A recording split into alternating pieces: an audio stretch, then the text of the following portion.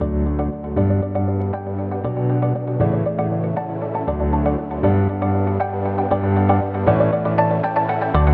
département de Lomé connaît le démarrage des travaux du nouveau pont sur la lagune.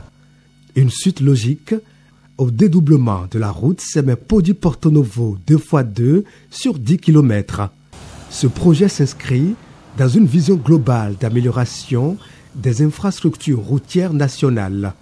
La route, un facteur de compétitivité économique, bénéficie d'une plus grande attention de la part du gouvernement. Au-delà du projet asphaltage et de l'amélioration de l'accessibilité des populations à travers les pistes rurales, dans l'Ouémé Plateau, on peut citer le bitumage de la route à Promisérité-Pobet et ses bretelles, le bitumage de la route Kétou-Savet, le bitumage de la route Pobet à Diawéré-Wenri, le démarrage des travaux de réhabilitation de la route Porto Novo-Igolo est déjà acté.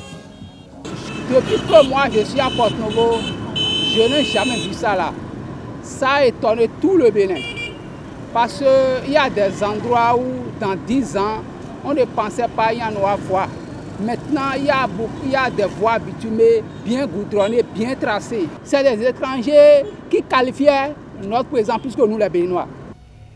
En matière d'énergie, le Bénin dispose désormais de sa première grande centrale solaire photovoltaïque de 25 MW.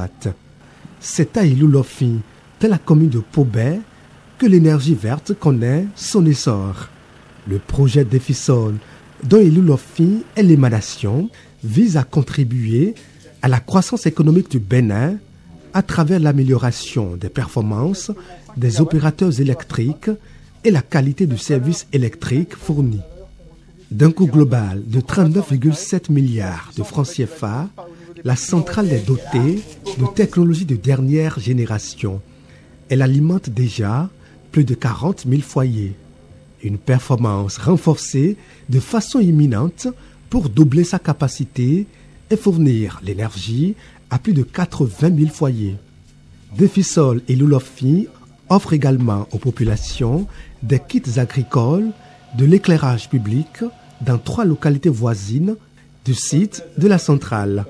Les extensions du réseau de distribution de l'énergie électrique sont une grande source de transformation socio-économique pour les populations.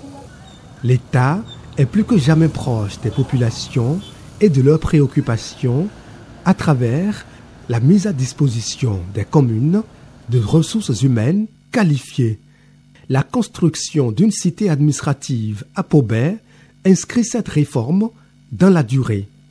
La route qui mène au développement passe également par l'attractivité des localités à travers le développement du tourisme et des activités sportives. La construction du musée international du Vaudou à Porto Novo, les travaux de réhabilitation des musées romains, Alexandre à Dandé et du couvent Soquet à Adjara sont en cours. Le lancement en juillet 2018 de la construction de 22 stades omnisports permet aux communes de Kétou et de Pobet de bénéficier chacune d'un stade flambant neuf.